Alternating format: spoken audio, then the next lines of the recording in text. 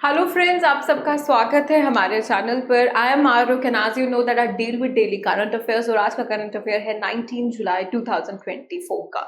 So before we start our session, एक positive note है, quote है जिसे हम डिस्कस करेंगे, दैट सेज कि लाइफ आपको फेयरली एक्सपेक्ट करे। अगर आपकी ये एक्सपेक्टेशन है ज़िंदगी से जस्ट बिकॉज आप एक अच्छे इंसान हैं, तो ये सिमिलर सिनेरियो है कि आप बुल को कह रहे हैं कि मुझे मारना मत, हिट मत करना जस्ट बिकॉज मैं वेजिटेरियन हूँ, मैं मीट तो खाता ही नहीं यार, मुझे मत मारना। ठीक है, ये सिमिलर सिचुएशन है। Life definitely will come with its up and down, उसका कोई लेना देना नहीं होता आप कितने भी अच्छे हैं, बट दे से कि हमेशा अंत अच्छे लोगों का अच्छा ही होता है। ठीक है, so on this note we are starting a session that deals with a very important topic of finance commission. So जो 16th फिनेंस कमीशन है उसे चेयर किया जा रहा है बाय नीति आयोग के वाइस चेयरमैन अरविंद पानग्रिया ने। ठीक है, and they are just beginning to ask inviting suggestion from the public. ये जो मैंडेट पर है जो ये सेट करेंगे सेंटर को। Now this is the 16th finance commission. ये 5 मेंबर को कंसिस्ट कर रहा है including the chairman of the finance commission, and it will submit it's recommendation 2025 तक। और ये जो रिकमेंडेशंस होंगी जो ये सबमिट करेंगे या सजेशंस कह सकते हैं, दैट विल बी, इसकी वैलिडिटी होगी 5 साल से फ्रॉम अप्रैल 1 2026 से। नाउ एग्जैक्टली फिनेंस कमीशन है क्या, और यूपीएससी डेफिनेटली ऐसे क्वेश्चंस पूछता है, स्टैट्यूटरी बॉडी, लीगल बॉडी और कॉन्स्टिट्यूशनल बॉडी। तो जो फिनेंस कमीशन है वो एक कॉन्स्टिट्यूशनल बॉडी है जो आर्टिकल 280 ऑफ द कॉन्स्टिट्यूशन, संविधान, भारतीय संविधान 280, इस कमीशन के साथ डील करता है। ठीक है, so what exactly the role of finance commission? So finance commission actually जो डील करती है, रिकमेंड करती है, जो टैक्स रेवेन्यू कलेक्ट करता है ना यूनियन गवर्नमेंट, उसे डिस्ट्रीब्यूट कैसे करे between the centres and the states.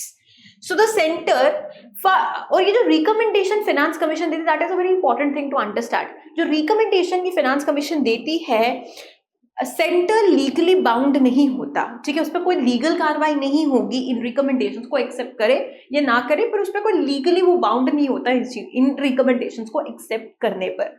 Now commission हर 5 साल के बाद रिकॉन्स्टिट्यूट होती है और कुछ साल लगाती है, जैसे हमने पढ़ा कि 2025 तक ही अपनी सजेशंस सबमिट करेंगे, रिकमेंडेशन सबमिट करेंगे और 2026 के बाद इसकी वैलिडिटी स्टार्ट होगी। तो सिमिलरली कुछ साल लगाते हैं अपनी रिकमेंडेशंस को बनाने में और उसके बाद ये सबमिट करते हैं, ये जायजा करते हैं पूरे सिनेरियो का। सो फिनेंस कमीशन का काम मेजरली यही है, ये प्रपोर्शन, जो टैक्स रेवेन्यू का जो प्रपोर्शन है उसके डिस्ट्रीब्यूशन के बीच में, कि सेंटर और स्टेट्स के बीच में वो डिस्ट्रीब्यूशन कैसे हो, उसके साथ ये मेजरली डील करता है। तो देयर आर 2 कंसेप्ट जो हम इसमें अंडरस्टैंड करेंगे। One is the vertical devolution. ठीक है, वर्टिकल डेवोल्यूशन आ गया ये, वर्टिकल डेवोल्यूशन, और other concept is your horizontal devolution which is this one.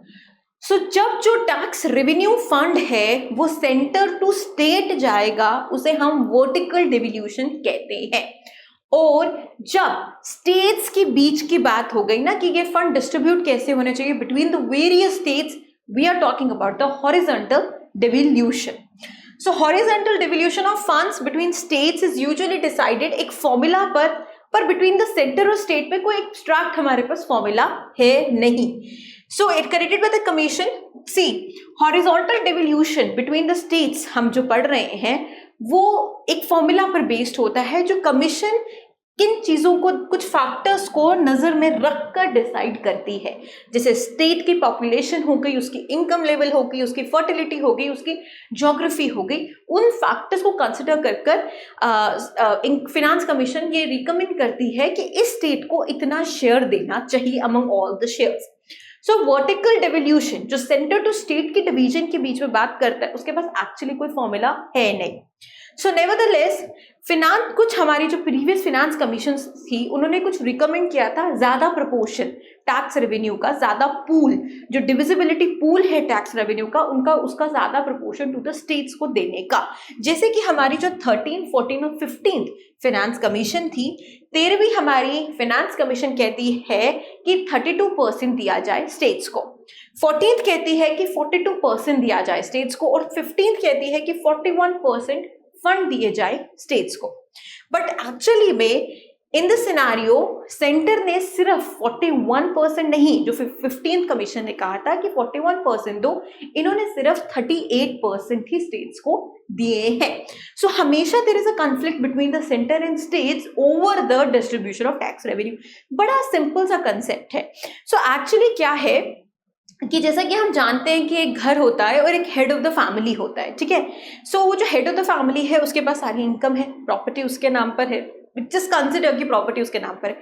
अब उसके बहुत से बच्चे हैं, 5-6 बच्चे हैं, ठीक है.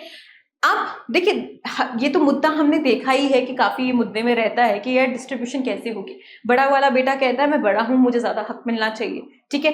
एंड अच्छा, जो यूनियन जो सेंटर ऑफ द ये हेड ऑफ द फैमिली है उसको भी अपना फ्यूचर कंसिडर करना है कि ओल्ड एज में मेरे साथ क्या होगा. सो एक कह सकते हैं कि एक प्रॉपर्टी एक सोर्स ऑफ कॉन्फ्लिक्ट हमेशा बनती है, हर घर में हमने देखने को मिली है.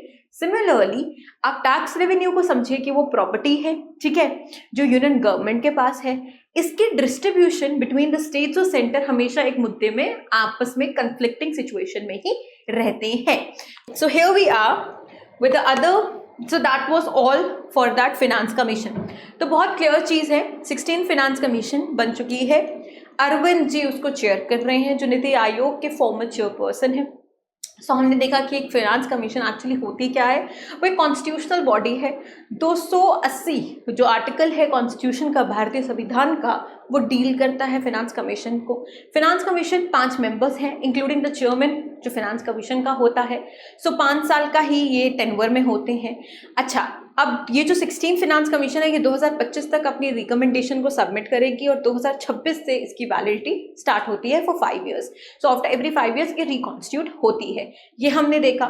मेजरली ये फिनेंस कमीशन डील किसके साथ करती है? Distribution of tax revenue. Simple word में, सिंपल अल्फाज में कहें तो distribution of tax revenue between the centre and the states के साथ. सो कुछ फिनेंस कमीशन जो पुरानी हमने देखा उन्होंने बोला कि ज्यादा शेयर दिया करो यार स्टेट्स को, ठीक है, बट सेंटर ऐसा मानती नहीं है क्योंकि सेंटर लीगली बाउंड नहीं है to accept the recommendations of the finance commission.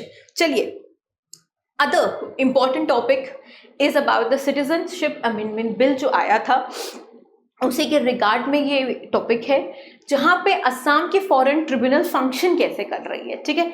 अब इसके बारे में हम पढ़ेंगे. जुलाई 5 को 5th ऑफ जुलाई असम की जो गवर्नमेंट थी, जो border wing of the state है उसका, पुलिस का, उन्होंने कहा कि जो ये नॉन मुस्लिम इमिग्रेंट्स हैं जो इंडिया को एंटर करते हैं इलीगली, इनका केस फॉरवर्ड ना किया जाए टू द फॉरेन ट्रिब्यूनल्स. समझिए दो चीजों को. जो बॉर्डर विंग है स्टेट की पुलिस की, उसने ये बोला 5 जुलाई को कि जो नॉन मुस्लिम्स हैं, ठीक है, सिटीजनशिप अमेंडमेंट बिल क्या कहता है कि जो नॉन मुस्लिम्स हैं जो एंटर करते हैं इंडिया को इलीगली, वो उन्होंने टाइम दिया है, ठीक है, that has to be treated as a citizen of India. Similarly ये कहते हैं कि जो नॉन मुस्लिम्स हैं जिन्होंने इंडिया एंटर किया है इलीगली, उन्हें उनके केसेस फॉरवर्ड मत करो टू द फॉरेन ट्रिब्यूनल. ये क्यों उन्होंने कहा? Keeping in the mind the citizenship amendment bill जो एक्ट आया था 2019 का, जो कहता है कि सिटीजनशिप दी जाएगी फॉर नॉन मुस्लिम्स, जो इंक्लूड करता है Hindu, Sikhs, Christians, Parsis, Jains and Buddhist. जो लोग बाहर के, मतलब जो those people who have fled, allegedly fled persecution in Afghanistan, Bangladesh and Pakistan, in 3 countries से जो भागे हुए नॉन मुस्लिम्स हैं, Hindus, Sikhs, Christian, Parsi, Jains and Buddhist, जो इन 3 कंट्रीज से भागे हुए, that is Afghanistan, Bangladesh and Pakistan, उनको इंडिया सिटीजनशिप देगा. उनके लिए इंडिया विंडो ओपन रखेगा for the citizenship, for the application of citizenship. ये हमारा सिटीजनशिप अमेंडमेंट एक्ट 2019 का कहता है. जो फॉरेन ट्रिब्यूनल, अब जो ये बात है ये है क्या? फॉरेन ट्रिब्यूनल, ठीक है. फॉरेन ट्रिब्यूनल एक क्वासी जुडिशियल बॉडी है जो फॉर्म हुई थी by the foreigner order act of 1964 under section 3 of the foreigner act of 1946 का, to let local authorities in a state जो लोकल अथॉरिटीज हैं स्टेट की, वो रेफर करेंगी एक बंदा जो सस्पेक्ट कर रहे हैं वो कि वो फॉरेनर है, ठीक है, टू ट्रिब्यूनल। सिंपल सी बात है, फॉरेन ट्रिब्यूनल एक क्वासी जुडिशियल बॉडी है, ठीक है, जो सेक्शन 3 ऑफ फॉरेन एक्ट 1946 की है, ठीक है, इसकी एस्टैब्लिशमेंट 1964 में हुई है। ये कहते हैं कि वो जो लोग भागते हैं, भाग कर आए हैं कंट्री में, उनको if there is a person जो सस्पेक्टेड है कि वो प्रोसिक्यूशन भाग कर आया है, उसे लोकल अथॉरिटी जो स्टेट की है वो ट्रिब्यूनल को रेफर करेगी। पर यहाँ पे असम गवर्नमेंट कहती है जो नॉन मुस्लिम्स है ना, ठीक है, जो ये 3 कंट्री से भाग कर आए हैं, इनको रेफर मत करो इनके cases to the tribunal. Next is the foreign tribunal. ये सिर्फ असम में, अभी एक्सक्लूसिवली असम में देखा गया है, एज यहाँ पे इलीगल इमिग्रेंट्स हैं according to the foreigner act in other states. So each जो हमारी फॉरेन ट्रिब्यूनल है, ये कौन हेड करता है? दैट इज फ्रॉम द जजेस and advocate and civil servant, जिनका जुडिशियल एक्सपीरियंस है, वो ही इसे हेड करते हैं इस ट्रिब्यूनल को।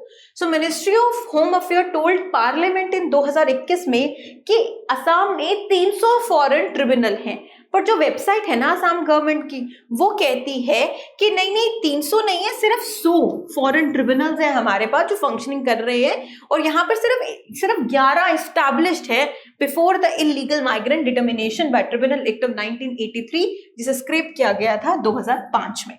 सो होम अफेयर पार्लियामेंट को कह रही है कि यहाँ पे 300 असम में फॉरेन ट्रिब्यूनल्स हैं, बट असम गवर्नमेंट कह रही है कि 300 नहीं है, सिर्फ 100 है, उनमें से 11 ही सिर्फ एस्टैब्लिश्ड है। चलिए जी, असम की जो पुलिस बॉर्डर ऑर्गेनाइजेशन है, इसे establish as a part of state police special branch 1962 में, मतलब ये एक ब्रांच है, स्टेट पुलिस की एक ब्रांच है, स्पेशल ब्रांच है, जिसे 1962 में ये जो जिसकी पैदाइश कह सकते हुई थी, under the prevention of infiltration of Pakistani scheme. So organization was made in Independence Wing in 1974 and now is headed by the Special Director General of Police को हेड करते हैं इसे। लिबरेशन जब बांग्लादेश की हुई थी 1971 में, तो ये जो prevention of infiltration of Pakistan scheme है, इसका नाम चेंज कर दिया गया था as a prevention of infiltration of foreigners of PRF scheme. So according to 1964 के ऑर्डर के अकॉर्डिंगली एंड फॉरेन ट्रिब्यूनल के अकॉर्डिंगली, फॉरेन ट्रिब्यूनल के पास पावर है सिविल कोर्ट की एक कुछ मैटर्स में, जैसे सम्मन करना, एनफोर्स करना उस बंदे को, उसकी एग्जामिनेशन करवाना और ओथ लेना, and requiring the production of document. Now a tribunal क्या करता है, इसका प्रोसीजर कैसे है कि वो नोटिस सर्व करता है इंग्लिश में या कोई अदर लैंग्वेजेस में ऑफ द स्टेट में उस इंसान को जिस पर ये एलिगेशन है कि वो इलीगली हमारी कंट्री में आया है। 10 दिन के अंदर उसे वो रिस्पॉन्ड करना है to that application. Such a person is just have 10 days, 10 दिन के अंदर उसको रिप्लाई करना है उस नोटिस को, और 10 दिन है उसके पास, वो एविडेंस लाएगा, ये डॉक्यूमेंट लाएगा अपने सपोर्ट में कि ये एलिगेशन झूठे है, ठीक है। So and foreign tribunal has to dispose, 60 दिनों में ही फॉरेन ट्रिब्यूनल को ये केस डिस्पोज करना होता है। So if the person fails to provide any proof, या सिटीजनशिप वो नहीं दिखा पाया या एसरटेन नहीं कर पाया, तो फॉरेन ट्रिब्यूनल उसे डिटेंशन सेंटर में भेज सकता है, now called transit camp for deportation later. Simple सी बात है, असम गवर्नमेंट, अगर इसको हम रिवाइज करें in a simple language, Assam government ने असम की एक बॉर्डर विंग स्टेट पुलिस ने बोला कि ये फॉरवर्ड मत करो यार ये नॉन मुस्लिम केसेस को टू द फॉरेन ट्रिब्यूनल। यहाँ से बात उठी कि फॉरेन ट्रिब्यूनल है क्या, ये एक्सक्लूसिव है टू असम, ठीक है। होम मिनिस्ट्री कहती है कि 300 फॉरेन ट्रिब्यूनल्स है असम में, बट असम गवर्नमेंट कहती है कि हमारे पास सिर्फ 100 फॉरेन ट्रिब्यूनल्स है, उनमें से सिर्फ 11 एस्टैब्लिश्ड है। ये बनता क्यों उन्होंने ऐसा बोला? Keeping in the mind of citizenship amendment act आया 2019 का। उसने क्या कहा कि 3 कंट्रीज में से भागे हुए, पाकिस्तान, अफगानिस्तान एंड बांग्लादेश से भागे हुए, प्रोसिक्यूशन से भागे हुए नॉन मुस्लिम, जिसमें इंक्लूड होते हैं Hindu, Sikhs, Parsis, Jain, Buddhist and Christians, उनने सिटीजनशिप की एक विंडो ओपन करता है इंडिया। सो ये जो फॉरेन ट्रिब्यूनल है ये क्वासी जुडिशियल है। कौन इसे चेयर करता है? एनी मेंबर, सिविल सर्वेंट भी हो सकता है, जज भी हो सकता है, एडवोकेट भी हो सकता है, जिसके पास जुडिशियल नॉलेज होगी, ठीक है। अब इसे हेड वही करता है। अब ये भी हमने पढ़ लिया द नेक्स्ट इज सेज कि इसे इस्टेब्लिश 1962 में ये स्पेशल ब्रांच में बना था, ये जो असम पुलिस बॉर्डर ऑर्गेनाइजेशन है. So what they do is that कि पहले इन्होंने प्रिवेंशन इन्फिल्ट्रेशन पाकिस्तानी स्कीम का नाम दिया था इस चीज को, बाद में इन्होंने चेंज कर दिया as a prevention infiltration of foreigners of PIF scheme. So जो प्रोसीजर हमने देखा कि how the foreign tribunal works, 10 दिन का टाइम एक अगर किसी बंदे पर एलिज्ड ये है कि वो यहाँ पे भाग कर आया तो उसे 10 दिन नोटिस दिया जाता है. 10 दिन के अंदर उसको रिप्लाई करना होता है टू द नोटिस. अगले 10 दिन में उसको अपने डॉक्यूमेंट्स को प्रूफ या एविडेंस को प्रूफ करना होता है कि ये इल्ज़ाम जो उस पर लगा है वो झूठा है.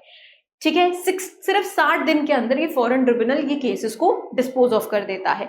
और अगर कोई इंसान ये प्रूफ ना कर पाए तो उसे डिटेंशन सेंटर, जिसे हम transit camp for deportation letter के लिए भेज देते हैं. So simple is that. So next one जो प्रीलिम एग्जामिनेशन के पॉइंट ऑफ व्यू से वेरी इंपॉर्टेंट है, एक ट्राइबल कम्युनिटी की बात हो रही है विच इज अनकनेक्टेड. इनका हमारे साथ कोई कनेक्शन नहीं है, इनका सिर्फ अपने साथ ही कनेक्शन है. They are very unconnected tribal लोगों की यहाँ पे बात हो रही है जो हमें साउथ अमेरिका के पेरू में मिले हैं. That is the Mashco Piro tribal people. So indigenous right NGO Survival International ने रिलीज की कुछ फोटोग्राफ्स इस माशको पीरो ट्राइबल लोगों की. ठीक है, they are the uncontacted tribe, right. So photo late June में ली गई जहां पे हमने 50 ये लोग देखे एक रिवर के पास खड़े हुए close to the logging concessions. Caroline Pearce जो डायरेक्टर है सर्वाइवल इंटरनेशनल, इन्होंने बोला कि इनका फोटोग्राफ ये जो मिला, ये जो इतने closely with the logging concession के पास इनका मिलना, that is a threat to their humanity, that can lead to humanitarian disaster. So what is the disaster right now? So this is the actually the photograph जो हमने देखी है. सो माशको पीरो दुनिया के सो ऑड अनकंटैक्टेड ट्राइब में से है जो अमेज़न के जंगलों में और साउथ ईस्ट एशिया में पाए जाते हैं. इनका 750 टोटल इनका नंबर है. ये नोमैडिक हंटर गैदरर्स है, प्रिमिटिव लाइफस्टाइल में जी रहे हैं. ये अमेज़न के जंगल में रहते हैं of the Madre de Dios region of the Peru's border जो ब्राजील और बोलिविया के साथ लगता है. ये इस रीजन में है, राइट. पेरू की गवर्नमेंट प्रोहिबिट करती है कोई भी कंटैक्ट इस ट्राइब के साथ टू प्रिवेंट कोई डिजीज स्प्रेड हो, with most knowledge about them coming from हम कंटैक्ट करते हैं यान पीपल को, इस ट्राइब को. इनका ही सिर्फ कनेक्शन है इस ट्राइब के साथ, that is the Mashco Piro tribe. हमारा कोई डायरेक्ट कनेक्शन नहीं है उनके साथ. क्लियर है? ठीक है. इम्पैक्ट ऑफ लॉगिंग का क्या मसला है on the Mashco Piro land पर क्या हुआ? 2002 में पेरू गवर्नमेंट ने Madre de Dios territorial reserve को प्रोटेक्ट किया. ठीक है, to protect this tribe, right. However significant portion जो इस लैंड का था, जो उनकी जमीन का था, वो आउटसाइड द रिजर्व में लाई डाउन किया और उसे सोल्ड किया गया as a logging concession. Logging concession timber, ठीक है, लॉग्स, राइट. सो टिम्बर की एक्सपोर्ट के लिए वो आया. So what happen is that government ने एक रिजर्व को बनाया फॉर दिस ट्राइब. ठीक है, पर वो जो रिजर्व बनाई ना, उसकी तो मैक्सिमम जो टेरिटरी थी ना, ये लोग तो मैक्सिमम आउटसाइड इसकी टेरिटरी के बाहर थे. और इस टेरिटरी को गवर्नमेंट ने बोला कि यार इस पे तुम लॉगिंग कंसेशन आराम से कर सकते हो. ठीक है. सो ये जो प्रोमिनेंट लॉगिंग कंपनी है कैनालिस ताहुआ मानू, इसने 53,000 हेक्टेयर कंसेशन लिया, यहाँ पर लॉग किया to extract timber. So Marco Piro have expressed कि they have expressed their distress to which tribe? Yan community, by saying कि वो assaulted feel कर रहे हैं और काफी oppressed feel कर रहे हैं जो गवर्नमेंट ने उनके साथ किया है उस पर. सो माशको पीरो प्रीवियसली डिस्प्लेसमेंट इन्होंने पहले भी फेस की थी जब पेरो में एक रबर बूम आया था. उसने उसकी प्रोडक्शन, रबर की प्रोडक्शन बहुत ज़्यादा हो गई और वो एक्सपोर्ट करना स्टार्ट हो गया 1880 में, leading them to the upstream. ये ऊपर चले गए थे, डिस्प्लेस हुआ था कि अपने घर से निकलकर अपस्ट्रीम चले गए थे मानू रिवर की तरफ. नाउ विद लॉगिंग कंपनी जो इंक्रोच कर रही है इस एरिया को, दे हैव, इनके पास कोई जगह नहीं है अब जाने के लिए, ठीक है। This has led to increase sighting, ठीक है। इससे क्या हुआ है कि इन्हें देखा गया है as they leave their forested havens for food supplies and to escape loggers, they have been sighted in the borders, across the borders of Brazil and even the unrest on the Peruvian side पर इन्हें देखा गया है। So that is very simple factual information है। The next one हमारे पास है the green revolution in maize। So इसके साथ ये the next article है जो डील करेगा। So green revolution mainly focus करता है wheat और rice की production पे। इंडिया को self sufficient इसने बनाया in these grains due to the high yielding varieties, right? So, however, significant celebrated revolution has now occurred in the maize production में भी हुई। कौन जिसे बनता है maize production के growth को analyze करते हैं। 1999 to 2000 and 2003 to 2004 इंडिया की जो annual maize output है थी वो more than triple हुई from 11.5 to over 35 million tons तक, ठीक है। This is the maize actually. So unlike rice and wheat, maize एक आप कह सकते हैं primarily हमारा food grain नहीं है। हमारी dependency on maize इतनी ज़्यादा नहीं है। Actually हमारी lifestyle की dependency on maize है। So देखते हैं सिर्फ 5th of India's maize जो है 5% है वो consume होता है by humans, जैसे soups में corn हो गया, ऐसे कॉर्न सैलड हो गया and other things, corn pizzas and all that which have come into this existence, सिर्फ 5% हम यूज कर रहे हैं। बाकी का जो 60% है वो सीधा लाइफ स्टॉक और poultry indirectly as a fodder या फीड में अपना इस्तेमाल होती है। एडिशनली 14 to 15% मेज जो है वो इंडस्ट्रियल पर्पसेस में भी यूज होती है in the production of ethanol या टेक्सटाइल पेपर, फार्माक्यूटिकल आप कह सकते हैं। मेज इमर्ज कर रहा है as a feed stock for ethanol production के लिए, ठीक है जी। सो रिसर्च एंड इनोवेशन जो मेज में हुई है दैट इज जो IARI हैज डेवलप्ड इंडिया का पहला वैक्सी मेज हाइब्रिड जिसके पास high amylopectin starch content है जो बहुत सूटेबल है फॉर द एथेनॉल प्रोडक्शन के लिए। The Pusa vaccine maize hybrid 1 has shown improved starch recovery and fermentation rates, enhancing the ethanol yields. So IARI has partnered with UP Distillers Association for field trial indicating promising results, ठीक है। So this is an international organisation जिसका setup है जो Mexico में उसने establish किया है मेज डबल्ड हेप्लॉयड फैसिलिटी कर्नाटका में to produce genetically pure inbred lines for breeding hybrids. So this technology has accelerated the development of high yielding stress tolerant maize lines.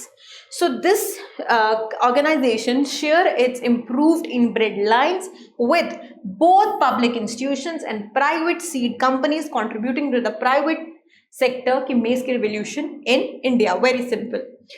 Here we are with the last topic for today is the International Center for Audit of Local Government, which the CAG inaugurated in Gujarat. So we are going to understand this.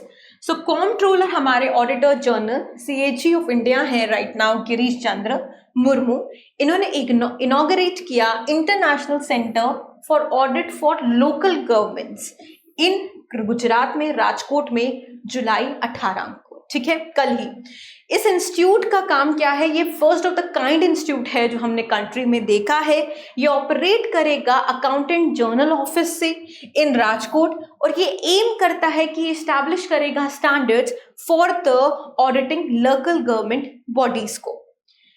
So the roles are approximately यहाँ पे 2.5 लाख पंचायत हैं और around 8,000 urban local bodies है India में। With a significant flow of funds to these bodies, proper auditing बहुत जरूरी है, ठीक है, ताकि हमें पता चले कि पैसा जो फंड्स में हम दे रहे हैं इन लोकल बॉडीज को ये कैसे इस्तेमाल हो रहा है। So concerns about the lack of funding and utilization have been long standing. So 2022 में RBI Reserve Bank of India report करता है कि there is a efficiencies in financial management among municipalities में, ठीक है। So what international this so the international centre for audit of local governance actually क्या करेगा, ये प्रमोट करेगा ग्लोबल गुड प्रैक्टिसेस को और इम्प्रूव करेगा local government audit practice through institutionalised collaboration among supreme audit institution and international audit organisations के बीच में. So ICAL will be a collaborative platform रहेगा पॉलिसी मेकर्स के लिए, एडमिनिस्ट्रेटर्स के लिए और ऑडिटर्स के लिए विथ गवर्नमेंट की इन्वॉल्वमेंट, लोकल गवर्नमेंट की इन्वॉल्वमेंट देखने को मिलेगी for the first of its kind. Aim करता है ये independence for the local government auditors, इनकी फिनेंशियल परफॉर्मेंस को इम्प्रूव करना, इनकी assessment service delivery and data reporting हमें मिलेगी इससे. And it also serve as a centre of excellence for building the capacity of local government auditors, offering training and leadership development initiative. So with this हमने most important जो topic थे 19 जुलाई 2024 के वो cover करने की कोशिश की है. I hope this video is helpful to you. Thank you so much for your time. Thank you so much.